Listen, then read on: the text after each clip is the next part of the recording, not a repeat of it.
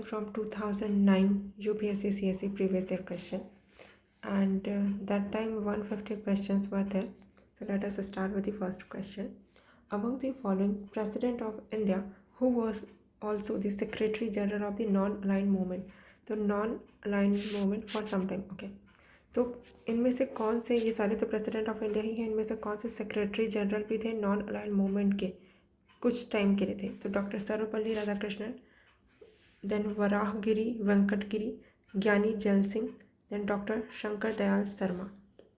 तो इनमें आंसर है ज्ञानी जैल सिंह। तो ये ध्यान रखना है कि कौन से इंपॉर्टेंट इवेंट के टाइम पे कौन प्रेसिडेंट थे, कौन प्राइम मिनिस्टर थे, तो ये इससे पता होना चाहिए। Okay, match list 1 with list 2।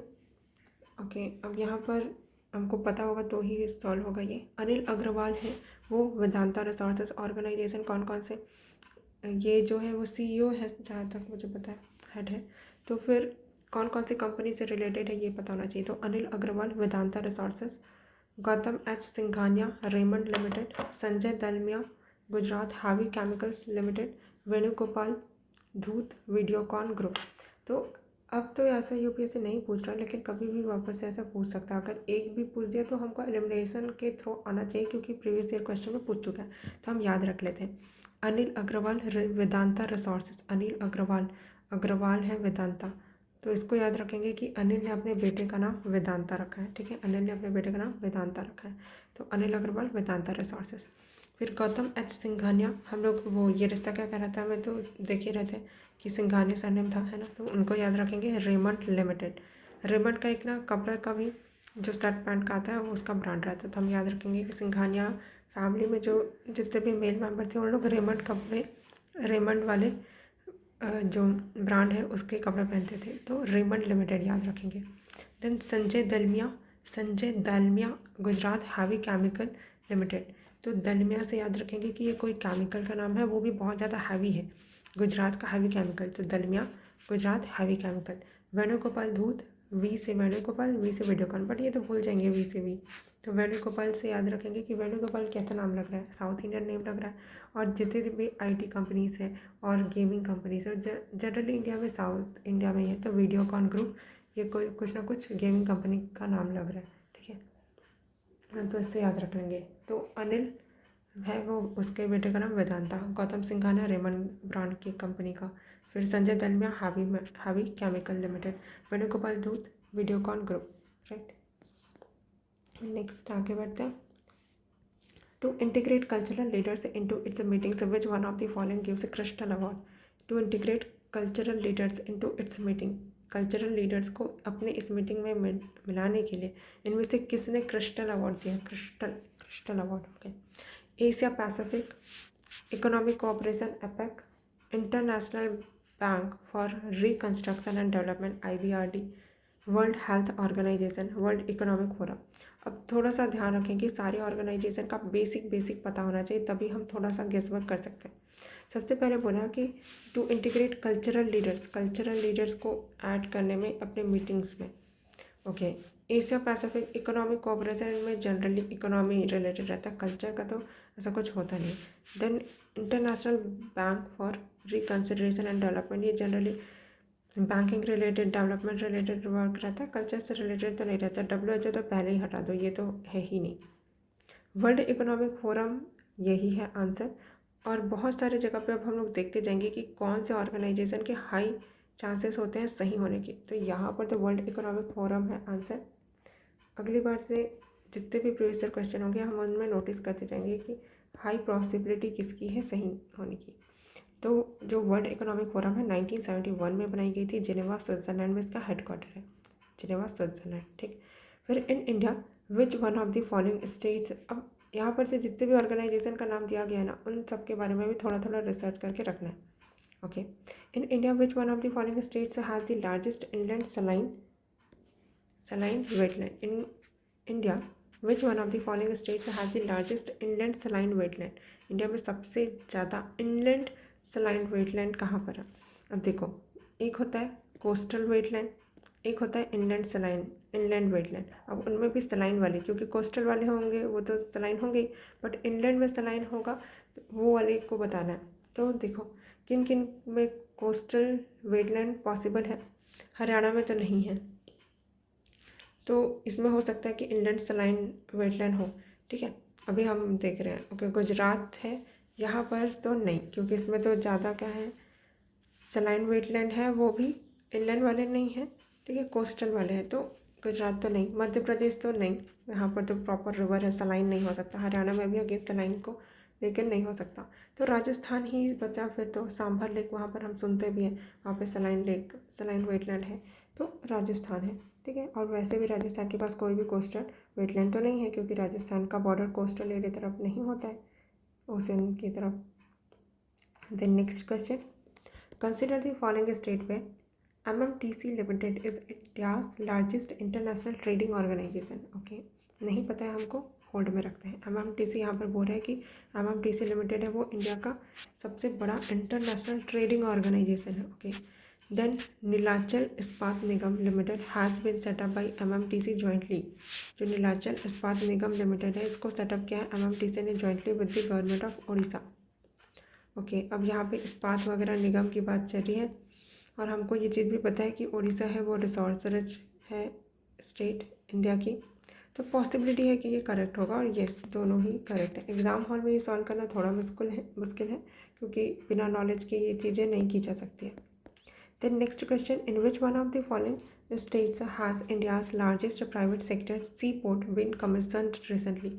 तो इनमें से कौन से स्टेट में इंडिया की सबसे बड़ी प्राइवेट सेक्टर की सी पोर्ट कमीशन की गई है? प्राइवेट सेक्टर की, ऐसे नहीं कि गवर्नमेंट सेक्टर, प्राइवेट सेक्टर वो भी सबसे बड़ी।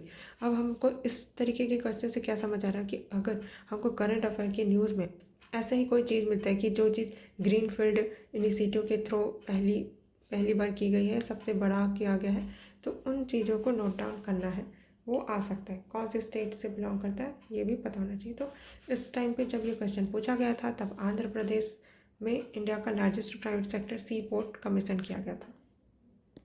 Then next question, which one of the following pair is not correctly matched? कौन सा करेक्टली मैच्ड नहीं है?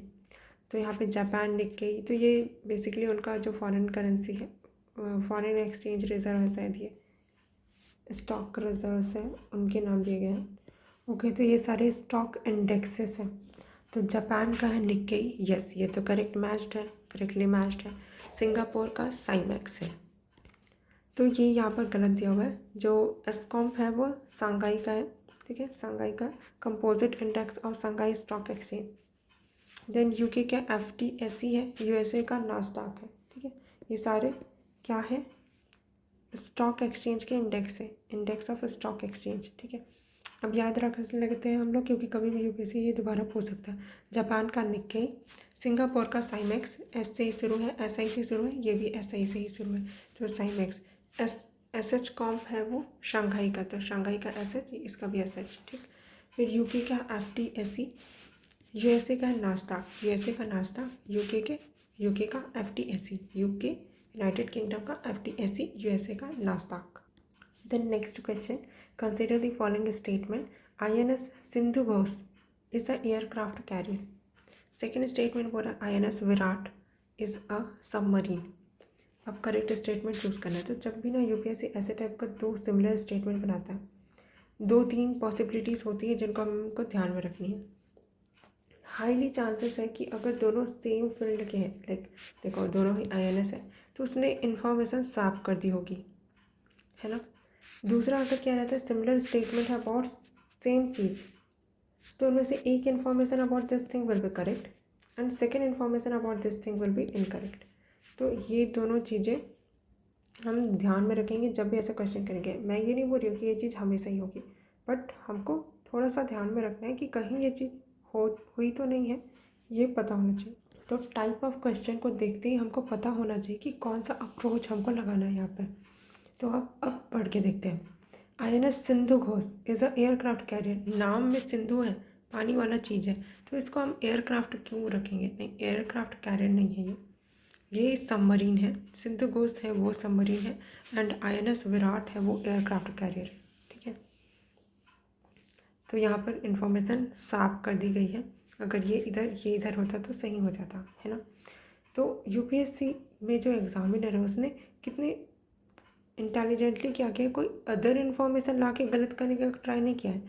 जो इसी का इन्फॉर्मेशन है उसको इधर ले गए, इसके इन्फॉर्मेशन इधर ले गए, आमने सामने ही रखा है इन्फॉर्मेशन को, आपके सामने ही है, बट उनको स्वैप करके गलत करवाने का ट्राई कर रहा है। तो अगर आपने सिर्फ पढ़ा है ऊपर ऊपर से तो देखते ही कि हाँ एयरक्राफ्ट पढ़ा था, सबमरीन पढ़ा था, सही होना चाहिए बट यहाँ पर वो ट्रिक क्वेश्चन हो जाएगा।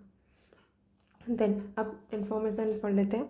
INS विराट है, वो सेंटोर क्लास एयरक्राफ्ट कैरियर है, तो INS विराट है। अब हम लोग इसको याद रखेंगे कि बहुत बड़ा विराट ऐसा प्लेटफॉर्म होगा, बहुत सारे एयरक्राफ्ट कैरी करेगा ना, तभी तो इसलिए इसको विराट बोल रहे हैं।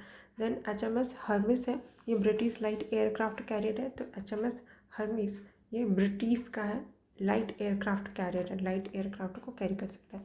देन INS सिंध घोष है, वो डीजल इलेक्ट्रिक सबमरीन है, ठीक है। अब उसके बाद फिर अभी INS माहे इंट्रोड्यूस किया गया है, माहे है शायद, वो एंटी सबमरीन है। तो पता होना चाहिए ये INS ये अलग अलग कैटेगरी है, उन सबका एक जगह। अब जैसे यहाँ पे INS का पूछ लिया, सारे INS के बारे में यहाँ पर एक जगह पे लिख लेते हैं। मैं खुद ही लिख लेती हूँ, मैंने भी नहीं किया ये काम। तो अभी तो साथ में मुझे भी नहीं मिल रहा है, जब एक साथ कहीं पर मिल जाएगा तो मैं वही स्क्रीनशॉट यहाँ पर अटैच कर दूँगी। बट अभी ये चीज़ मेरे दिमाग में है कि हाँ मुझे ये चीज़ करनी है, ठीक है। ये मैंने प्रीवियस ईयर क्वेश्चन में पढ़ा है, तो अब मैं कहीं पर भी INS विक्रमादित्य इन सब के बारे में पढ़ूंगी तो सारी इन्फॉर्मेशन मैं इसी वाले पेज पे क्लब कर दूँगी, राइट। तो इस तरीके से एकदम कॉम्प्रहेंसिव नोट्स PYQ का प्रिपेयर होता रहेगा साल भर, है ना। Then next question, consider the following statement, which statement given above is are correct. The Commission for Agriculture Cost and Prices recommends the minimum support price for 32 crops. पहले ना जब मैंने ये भी स्टेटमेंट पढ़ा था मुझे भी लगा सही है, क्योंकि मेरे दिमाग में इमेज थी 23 की, बट यहाँ पर जस्ट उसका उल्टा कर दिया था। मैंने ये चीज़ नोटिस नहीं करी थी। तो जब भी अगर कोई डेटा नंबर UPSC मेंशन करता है तो हाईली अलर्ट पे रहना कि क्या वो नंबर तुमने पढ़ा था वो एग्जैक्टली वही है, या फिर कहीं वो मिरर इमेज करके उसको चेंज तो नहीं कर दिया, ठीक है। मोस्ट ऑफ द टाइम तो डेटा गलत रहता है UPSC में, तो देखते हैं। ओके, तो ये तो हमको पता है। The commission for agriculture cost and prices recommends MSP for 23 crops not 32 crops, तो इसलिए ये स्टेटमेंट गलत है। तो CACP रिकमेंड करता है MSP, बट कौन कितने क्रॉप्स के लिए, 23 क्रॉप्स के लिए। Then second, the union ministry of consumer affairs, food and public distribution has launched the national food security mission. Why ministry of consumer affair will launch, यहाँ पे मिनिस्ट्री ऑफ एग्रीकल्चर का role होना चाहिए। Crops के लिए आप बात कर रहे हो तो ministry of agriculture and farmers welfare होना चाहिए ना। MSP किसको दे रहे हैं, कंज्यूमर को थोड़ी दे रहे हैं, फार्मर को दे रहे हैं, तो ministry of agriculture and farmer welfare. और सेकेंड लर्निंग क्या कि मिनिस्ट्री UPSC यूजुअली गलत देता है, ठीक है। तो जब तक कि आपने पढ़ा ही है कि ये मिनिस्ट्री तो सही ही है, अदरवाइज गलत मान के चलना है, ठीक है। तो neither one not two statement is correct. In India the ports are categorised as major and non major ports, which one of the following is a non major port. कौन सा नॉन मेजर पोर्ट है, तो सारे major port non major port के बारे में पता होना चाहिए। पोर्ट UPSC का हमेशा से ही इम्पॉर्टेंट थीम रहा है UPSC प्रीलिम्स के लिए, तो जब भी पोर्ट्स के बारे में कोई न्यूज़ है अच्छे से पढ़नी है। कोची, कोचिन, केरला, दहेज, पारादीप, न्यू मैंगलोर। तो कोचिन है, केरला ये तो मेजर द्वीप है, मेजर पोर्ट है। दहेज है, ये नाम भी बहुत रेयर ही सुना रहता है, this is only non major port. Paradip है, ये उड़ीसा में है, मेजर पोर्ट है। न्यू मैंगलोर पोर्ट कर्नाटका में, ये भी मेजर पोर्ट है। Then among the other things, which one of the following was the purpose for which the Deepak Parekh committee was constituted. तो किसके लिए दीपक पारेख कमेटी बनाई गई थी। अब थोड़ा सा इसमें हम क्या करेंगे, लॉजिकल रीजनिंग भी यूज़ करेंगे। पहले सारे स्टेटमेंट क्विकली पढ़ लेते हैं। To study the current socio economic condition of the certain minority communities हैं, उससे रिलेटेड उनका मतलब सोशो इकोनॉमिक कंडीशन को स्टडी करने के लिए बनाया गया था। To suggest measures for financing and development of infrastructure, to suggest measures for financing and development of infrastructure के डेवलपमेंट एंड उनकी फाइनेंसिंग के लिए, ठीक। C, to frame a policy on the production of genetically modified organisms. Frame करना policy किसके production के लिए, production of genetically modified organism. To suggest measures to reduce the physical deficit in the union budget में physical deficit है इसको कम करने के लिए क्या करना, मेजर्स सजेस्ट करना। अब इसमें 2-3 अप्रोच मैं बताऊंगी। पहले तो हम ये देखेंगे कि देखो यहाँ पे ये 11 नंबर का क्वेश्चन है। यूपीएससी के क्वेश्चन पेपर में 2009 का तो नहीं पता, लेकिन क्योंकि 2009-10 में 150 क्वेश्चन थे, बट इसके बाद वाले सारे में 100 क्वेश्चन थे। तो उसमें पैटर्न क्या रहता है, हर 10-10 के ब्लॉक में इच सेट में वो स्विप हो जाता है कि ये 10 क्वेश्चन का सेट इसमें है तो इसके बाद इसमें अलग सेट होगा। तो 10-10 के ब्लॉक में रहता है। तो हम क्या करते हैं कि इससे पहले वाला क्वेश्चन किससे रिलेटेड था, कौन से सब्जेक्ट का था। तो इधर हम लोग देख रहे हैं तो बोर्ड के बारे में, तो इकोनॉमिक्स का क्वेश्चन है। और उसके बाद फिर यहाँ देख रहे हैं, बट ये 11 वाला क्वेश्चन है तो थोड़ा सा मुश्किल है ये वाला लगाना, क्योंकि 12-13 नंबर पर रहता है तो ईजिली ऊपर नीचे का हो जाता है। तो यहाँ पर से तो चेंज हो गया होगा तो पता नहीं चल पा रहा है। तो ये वाला इधर तो नहीं लग पाएगा। हम लोग नेक्स्ट जब वो क्वेश्चन का नंबर देखते हुए ट्राई करेंगे कि क्या करना है। अभी हमको दूसरा अप्रोच ये देखना है कि दीपक पारेख कमेटी हम लोग जनरली क्या करते हैं, पारसीज है वो क्या से रिलेटेड रहते हैं, या तो मतलब फाइनेंशियल इंडस्ट्री बिजनेस इन सब से रिलेटेड रहता है। तो हम थोड़ा सा अपना ये जो बायसनेस है, साथ ही साथ ये मेजॉरिटी ऑफ जो चीज़ें देखते हुए जो जनरलाइजेशन के बेसिस पे हम ये चीज़ें तो एलिमिनेट कर सकते हैं कि माइनॉरिटी के बारे में नहीं करेंगे। दीपक पारेख है तो कुछ ना कुछ फाइनेंसेस मनी ये सब से रिलेटेड होगा। जेनेटिकली मॉडिफाइड ऑर्गेनिज्म भी नहीं होगा, ठीक है। अब बात फंसती है इन दोनों पे। अब इन दोनों में से क्या होना चाहिए, to suggest measures for financing the development of infrastructure. और यहाँ पर बोल रहे हैं to suggest measures to reduce the physical deficit in the union budget. Union budget में फिजिकल डेफिसिट ये सबको कम करने के लिए गवर्नमेंट अगर बनाएगी भी तो वो जनरली इकोनॉमिक्स से रिलेटेड होंगे, इकोनॉमिक के कोई मतलब कि एक्सपर्ट्स होंगे, है ना। एंड दीपक पारेख जहाँ तक ये लग रहा है ये कोई इंडस्ट्रियलिस्ट है, इकोनॉमिस्ट मतलब इंडस्ट्रियलिस्ट मतलब इंटरप्राइजेस इन सब से रिलेटेड। तो हाईली चांसेस है कि बी विल बी करेक्ट, जो कि ये बताएंगे कि कैसे financing and development of infrastructure के लिए हमको मेजर्स लेने चाहिए, ठीक है। अब इसके बाद चलो हमने आंसर तो पता लगा लिया, बट बाकी कमिटीज़ बाकी जो इन्फॉर्मेशन है वो भी किसी न किसी कमेटी के बारे में होंगी। तो उनके बारे में मैंने सर्च किया और yes there is a committee जिन्होंने सर्टेन माइनॉरिटी कम्युनिटीज़ की सोशियो इकोनॉमिक कंडीशन को स्टडी किया था करंट टाइम पे, that is Sachar committee 2005। That was chaired by the Rajendra Sachar ने इसको चेयर किया था। साचर कमेटी 2005 में बनाई गई थी, जो सर्टेन माइनॉरिटी कम्युनिटीज़ के करंट सोशियो इकोनॉमिक कंडीशन को स्टडी करती है, right. Then next option, to frame a policy on the production of the genetically modified organisms. इसके लिए जेनेटिकली एडिटेड GAC कमेटी बनाई गई थी, जेनेटिक इंजीनियरिंग अप्रेजल कमेटी जिसको हम बोलते हैं, जो कि अभी इंडिया में अपेक्स बॉडी है GMO को अप्रूवल देने के लिए, है ना, जेनेटिकली मॉडिफाइड ऑर्गेनिजम्स को एंड रेगुलेट करने के लिए भी। Then to suggest measures to reduce the physical deficit in the union budget में अगर हमको फिजिकल डेफिसिट रिड्यूस करना है तो इसके लिए FRBM कमेटी है, that was led by the NK Singh 2016 में। तो physical responsibility budget management physical responsibility and budget management committee led by the NK Singh in 2016, right. Next question, the brothers Umakant and Ramakant Gundecha are, इन दोनों कौन है, उमाकांत एंड रमाकांत गुंदेचा। तो dhrupad vocalist, Kathak dancers, sarod maestros, फिर tabla players. तो they are Dhrupad vocalist. अब हम आगे भी देखेंगे कि ध्रुपद पे ही यूपीएससी ने बहुत बार सवाल किए हुए हैं, तो इससे हम यूपीएससी के थीम से भी हम ये वाले आंसर को मार्क कर सकते थे, भले हमको क्वेश्चन के बारे में कोई अंदाज़ा नहीं था। Despite that, okay. Then match the following again, बिना पता हुए एग्जैक्ट यहाँ पर तो सॉल्व नहीं किया जा सकता, बट अगर आपको ये पता होगा कि रोमिला थापर है, इनके बारे में सुना अगर होगा तो वो हिस्ट्री राइट करते हैं, तो हिस्ट्री राइटिंग यहाँ पर हो जाएगा। तो C का 4, तो यहाँ पर देख लेते हैं C का 4 वाले ऑप्शन, तो ये वाले हट गए। तो अब 2 ऑप्शन के बीच में अगर फंस रहे हैं तो अब तो मार्क करके आना ही है, छोड़ के नहीं आना है। तो रोमिला थापर हिस्ट्री राइटिंग। अब D का हो गया, 3 और 2 में से क्या होना चाहिए, D का। वनश्री राव 3 डांस है एंड 2 है social service and community leadership, okay. अब जनरली क्या होता है, हम लोगों ने सुना होता है जो भी social service and community leadership किया रहता है, तो मोस्ट फेमस वाले को ही तो पूछ रहा है, वेल नोन फॉर। तो अगर वनश्री राव ने किया होता सोशल सर्विस तो हमको पता होता। डांस वाला इसलिए हमको, डांस वाले में तो कितने सारे लोग रहते हैं इसलिए हमको नहीं पता रहता है ना, तो मोस्ट प्रोबेबली 3 होगा। बट इसके अलावा अगर ये डांस है तो सोशल सर्विस के लिए कोई तो फेमस नाम होगा जो हमको सुना हुआ होगा। तो नीलम मानसिंह चौधरी एंड मंदाकिनी आमते, मंदाकिनी नाम से नहीं सुना होगा लेकिन आमते नाम से हमने ज़रूर सुना होगा, है ना। तो यस, यही करेक्ट है, ए का 2 है, ए का 2 एंड डी का 3। तो ऐसे वेरियस अप्रोचेस से क्वेश्चंस को एग्ज़ाम हॉल में सॉल्व किया जा सकता है, बस कामनेस होनी चाहिए, अदरवाइज़ ये सारा कुछ काम नहीं करेगा, है ना।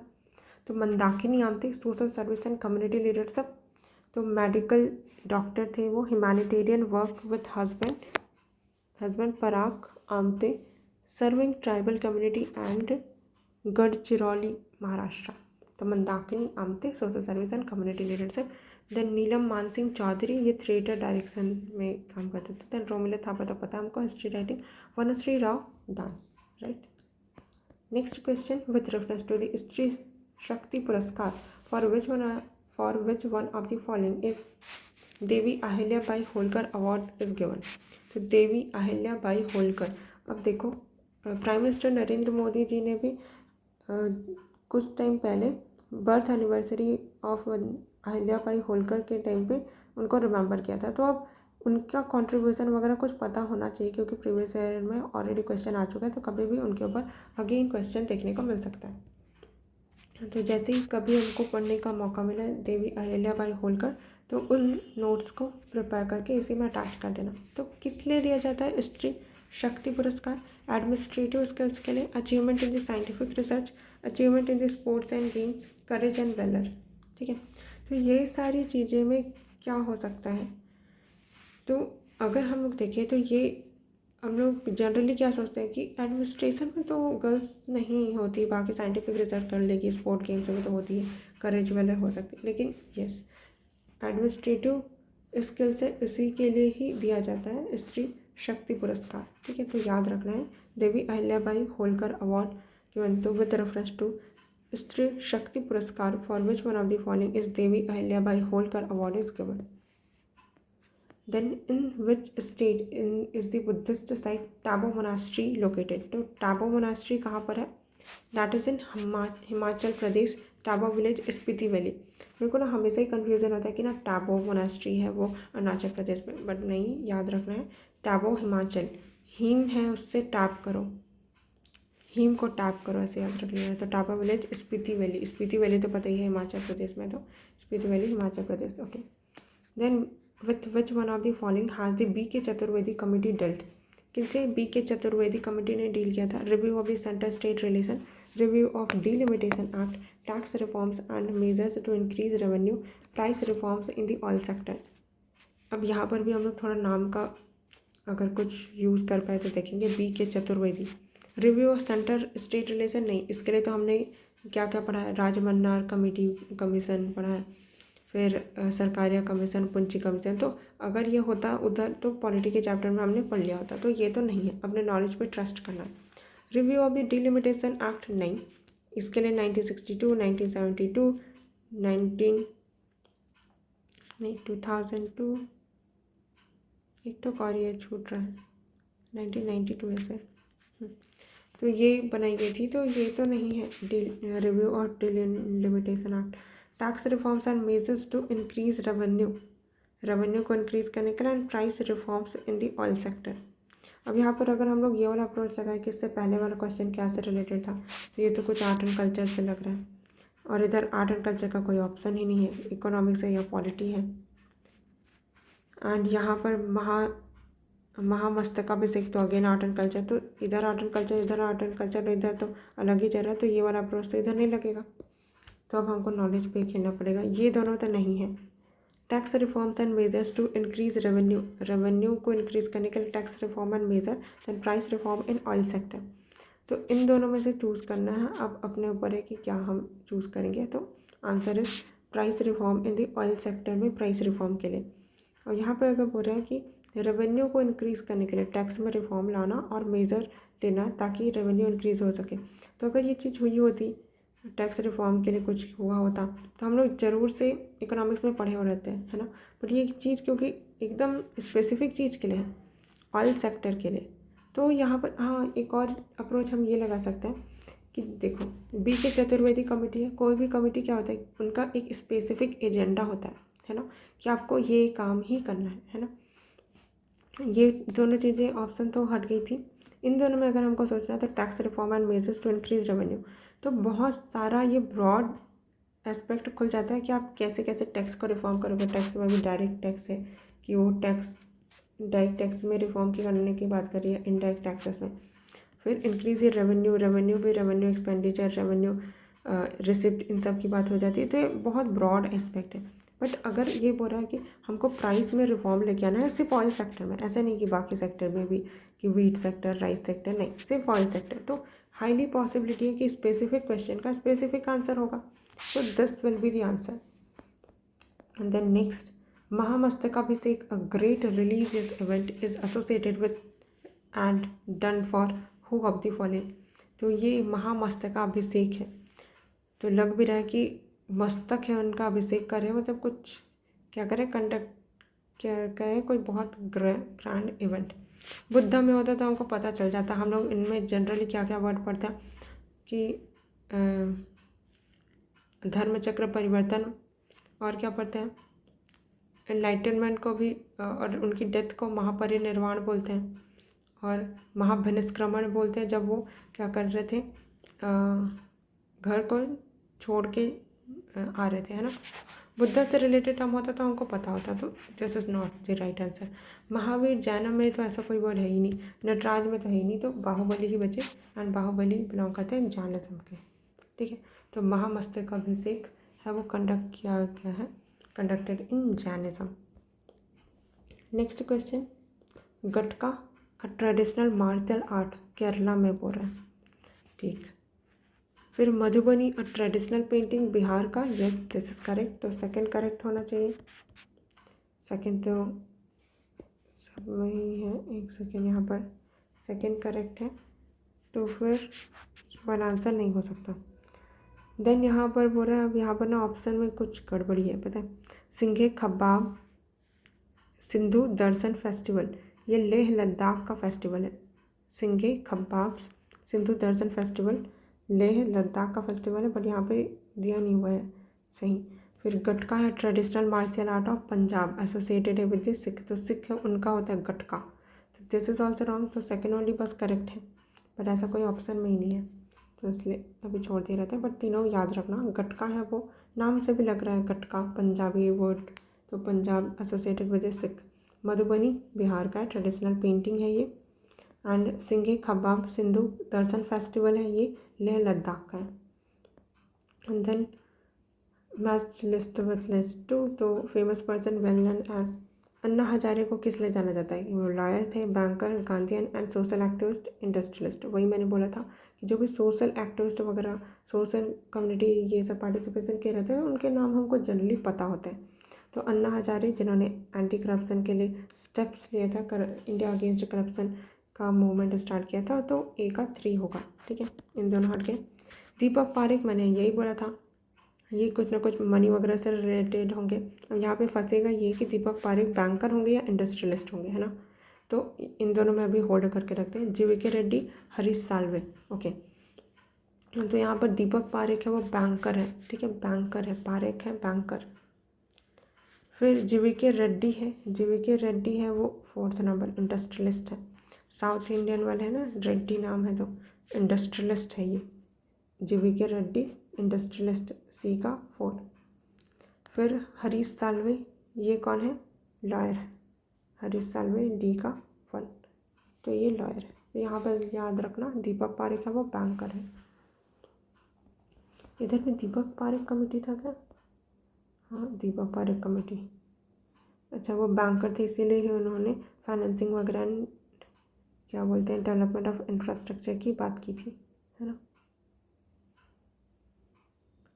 अब क्योंकि वो बैंकर है, अब पता नहीं दोनों दीपक पारेख सेम ही है या नहीं, बट अगर वो बैंकर है तो फिर वो यूनियन बजट के बारे में तो नहीं बता सकते ना, क्योंकि तो गवर्नमेंट वाला हो जाता है, government reduce the fiscal deficit, है ना। अब चलो देखते हैं आगे।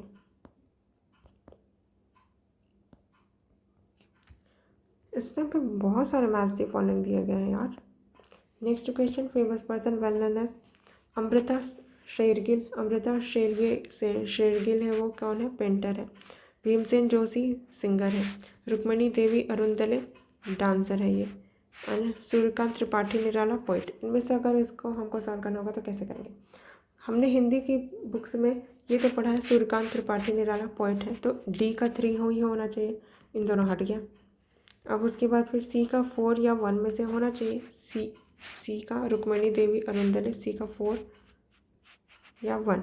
तो ये गर्ल का नेम है, डांस सिंगिंग दोनों में से कुछ भी हो सकता है, नहीं बता सकते हम। बी का 1 एंड 4 में से भीमसेन जोशी 1 एंड 4, तो 1 तो नहीं ही होगा, होगा भी तो लड़का का नाम है ना भीमसेन जोशी, तो डांस तो नहीं होना चाहिए। सिंगर तो देख सकते हैं, तो बी का 1 होना चाहिए, तो ये थोड़ा सा हमको लग रहा है। फिर ए का 2 ही होगा बोल रहा है अमृता शेरगिल, तो ये तो होना ही है। तो इनमें से ये पॉसिबिलिटी ज़्यादा लग रही थी कि बी का क्या होगा, मतलब बी का 1 तो नहीं होना चाहिए, डांसर है ना, तो डांसर नहीं होना चाहिए, सिंगर होना चाहिए। हाँ, तो ये वाला करेक्ट हो जाएगा। तो ऐसे थोड़ा सा अलग अलग अप्रोच लगा के हम सही कर सकते हैं। अगर एक पता है तो बाकी के थ्रू हमको थोड़ा सा दिमाग लगाना है, ऐसे छोड़ छोड़ के नहीं आना है, ठीक है। तो अब याद कर लेते हैं, अमृता शेरगिल जो है वो कौन है? पेंटर है, ठीक है। अमृता शेरगिल पेंटर है। भीमसेन जोशी है, वो सिंगर है, गाना गाते हैं। रुक्मणी देवी अरुंदले है, वो रुक्मणी देवी अरुंदले डांसर है। फिर सूर्यकांत त्रिपाठी निराला पोइट है। Then with reference to the schemes launched by the Union government, consider the following statement. Okay, Ministry of Health and Family Welfare launched the राष्ट्रीय स्वास्थ्य बीमा योजना। Ministry of health and family welfare ने लाया है राष्ट्रीय स्वास्थ्य बीमा योजना। अब पहले इंस्टेंस पे पढ़ने पे हमको तो यही नज़र आएगा कि हो सकता है सही होगा, क्योंकि स्वास्थ्य के बारे में बात कर रहा है। और बट यहाँ पे देखो बीमा योजना बोल रहा है ना, बीमा योजना क्या होता है? लाइफ इंश्योरेंस ऐसे वाला रहता है, तो ये क्या है? हेल्थ इंश्योरेंस है। तो हेल्थ इंश्योरेंस है, तो इसके लिए हमारे पास तो मतलब कि मिनिस्ट्री कौन कौन सी, हेल्थ एंड फैमिली वेलफेयर है, वो जनरली इंश्योरेंस के बारे में डील नहीं करती है, वो पर्टिकुलर मिनिस्ट्री होती है वो डील करती है। जैसे एम्प्लॉयमेंट वगैरह है तो लेबर मिनिस्ट्री है, वो लेबर लोगों के बीमा योजना की बात करेगा। Then ministry of textile launch the Rajiv Gandhi Shilpi Swasthya Bima योजना। मिनिस्ट्री ऑफ टेक्सटाइल, तो देखो जो जिस तरीके का एम्प्लॉयमेंट कर रहे हैं वो उस मिनिस्ट्री उसका बीमा योजना देख रही है ना। तो अगर फैमिली का, अगर ministry of health and family welfare है, तो यहाँ पे कोई फैमिली का कोई मेंबर कुछ काम कर रहा होगा, उसका होना चाहिए ना बीमा योजना, या तो नॉर्मल ही बीमा योजना होगा जैसे आयुष्मान भारत। ये में इसमें क्या है, उसको ministry of health and family welfare देखती है, वो कोई बीमा योजना नहीं हो सबके लिए। बट जैसे हम लोग स्पेसिफिक आ जाता है कि जो शिल्पी कारीगर है उनके लिए बीमा योजना, तो देखो टेक्सटाइल मिनिस्ट्री है वो देख रही है।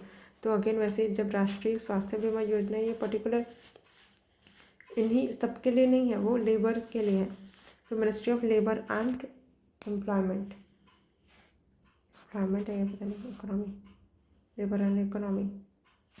तो ये वाले में मिनिस्ट्री गलत दी हुई है। यहाँ पर टेक्सटाइल एंड शिल्पी दोनों सेम ही से बिलोंग कर रहे हैं, तो यस यहाँ पे मिनिस्ट्री सही दी गई है, ठीक है। तो एक मिनिस्ट्री गलत, एक मिनिस्ट्री सही दी है। Next question, which one of the following pair is above is correct? Anand Pawar chess है या चेस नहीं है, आनंद पवार बैडमिंटन है। अखिल कुमार बॉक्सिंग, यस सही है। शिव शंकर प्रसाद चौरसिया गोल्फ, यस चौरसिया वो गोल्फ खेलते हैं। अखिल बॉक्सिंग, आनंद पवार बैडमिंटन खेलते हैं, चेस नहीं। तो कौन कौन से प्लेयर है, जैसे चेस वो गेम बहुत फेमस हुआ है, तो कौन कौन ग्रैंड मास्टर है इंडिया में, ये सब थोड़ा पता होना चाहिए। ग्रैंड मास्टर के लिए क्या स्कोर होना चाहिए। देन नेक्स्ट, इन कस्टडी, अच्छा ये बुक का नाम दिया गया है, उसके ऑथर कौन है ये बताना, देखते हैं। इनमें से मुझे एक ही पता था, दी आर्ग्यूमेंटेटिव इंडियन, ये लिखा है अमर्त्य सेन ने। अमर्त्य सेन ने लिखा है दी आर्ग्यूमेंटेटिव इंडियन। अमर्त्य सेन कौन है? फेमस इकोनॉमिस्ट है ना। आर्ग्यूमेंटेटिव इंडियन ए, सी का ए, सी का ही बोलती हूँ, सी का 1। तो इसको हमने इधर मैच किया, इन दोनों में से होना चाहिए। अब इन दोनों तो सेम ही है, तो हमको सोचना है ए एंड डी में से। तो ए में क्या दिया हुआ है, इन कस्टडी, और इसमें हमको किन दोनों के बीच में चूज़ करना है, 4 या 3। इन कस्टडी अनीता देसाई या फिर झुम्पा लाहिरी, देखते हैं। फिर डी का क्या बोल रहा है, अनअकस्टम्ड अर्थ, फिर इसमें क्या होना चाहिए, 3rd या फिर 4th। तो इसमें तो बहुत कन्फ्यूज़न है, कोई भी एक मार्क के आना पड़ेगा। ठीक है, तो इन कस्टडी है वो अनीता देसाई का है।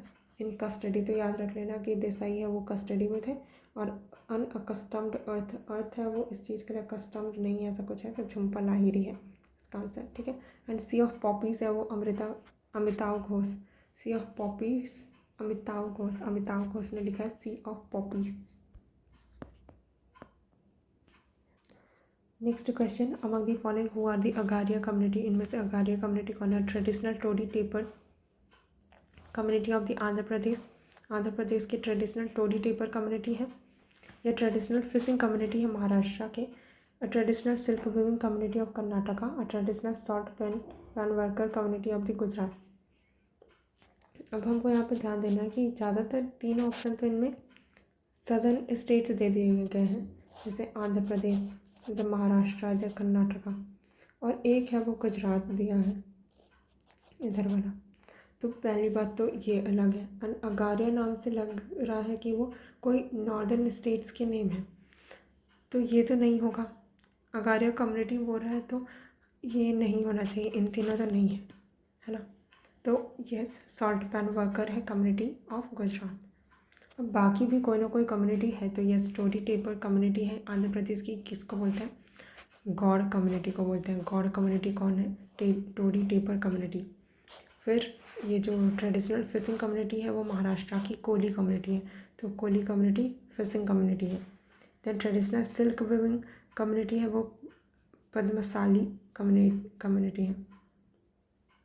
कहाँ की, कर्नाटका की। तो कर्नाटका में पद्मशाली कम्युनिटी है जो सिल्क वीविंग करती है फिशिंग के लिए कोली, एंड टोडी टेपर्स के लिए गौड़ कम्युनिटी है। ठीक, एंड सॉल्ट पैन वर्कर है गुजरात के, उनके लिए अगारिया कम्युनिटी। फिर recently which one of the following was included in the UNESCO's world heritage list. कौन सा इनमें से यूनेस्को की वर्ल्ड हेरिटेज लिस्ट में ऐड किया गया रिसेंटली। ऐसा ही सिमिलर क्वेश्चन यूपीएससी ने 2024 में भी पूछा था कि कौन सा इनमें से यूनेस्को के वर्ल्ड हेरिटेज में ऐड किया गया रिसेंटली। तो ये भी हमको लिस्ट बना के पढ़ते रहना होगा कि यूनेस्को के वर्ल्ड हेरिटेज लिस्ट में कौन कौन सा रिसेंट एडिशन हो रहा है। तो उस टाइम पे ऐड हुआ था, that was कलका Shimla railway, कलका Shimla railway. ठीक है, यहाँ पे 2 रेलवे का दे दिया था कि Visakhapatnam to Araku valley railway line. Okay, तो कलका Shimla railway that was added into the UNESCO के वर्ल्ड हेरिटेज लिस्ट में in 2009। Then next question, where is the famous Virupaksha temple located, कहाँ पे लोकेटेड है पता है हमको, हम्पी कर्नाटका। विरूपाक्ष टेम्पल के बारे में अब थोड़ा बैकग्राउंड इन्फॉर्मेशन जब भी हम लोग हिस्ट्री में पढ़ेंगे तब पढ़ेंगे। एंड भद्राचलम के बारे में भी देख लेंगे कि कहाँ पर ये लोकेशन है, चिदम्बरम, फिर श्रीकालहस्ती। तो हम्पी कर्नाटका ये पता होना चाहिए। विरूपाक्ष टेम्पल कहाँ पे लोकेटेड है, विरूपाक्ष टेम्पल कहाँ पे है, हम्पी। पक्ष बोलेगा, पक्ष Hampi, Virupaksha Hampi. Next question, other than Venezuela which one among the following from South America is a member of OPEC. Other than Venezuela के अलावा, वेनेजुएला वो सदर्न अमेरिकन कंट्री है, सदर्न अमेरिकन बोलते हैं, साउथ अमेरिका में एक कंट्री है Venezuela which one among the following from South America is a member of OPEC. तो ओपेक के कौन कौन मेंबर्स है ये पता होना चाहिए। तो organisation of petroleum exporting countries, तो ये ऑर्गेनाइजेशन है पेट्रोलियम एक्सपोर्टिंग कंट्री, तो पेट्रोलियम है उसको एक्सपोर्ट करने वाले कंट्री का एक ऑर्गेनाइजेशन है। इसके 13 मेंबर्स हैं, और इनिशियल मेंबर कौन कौन थे, Iran, Iraq, Kuwait, Saudi Arabia, Venezuela. तो अभी कौन है पता नहीं, उस टाइम पे ये वाला क्वेश्चन पूछा गया था। अभी हम बस ये पढ़ेंगे कि ओपेक के मेंबर कौन कौन से हैं, बस बात खत्म। ठीक है। यहीं पे लिख लेते हैं फिर तो।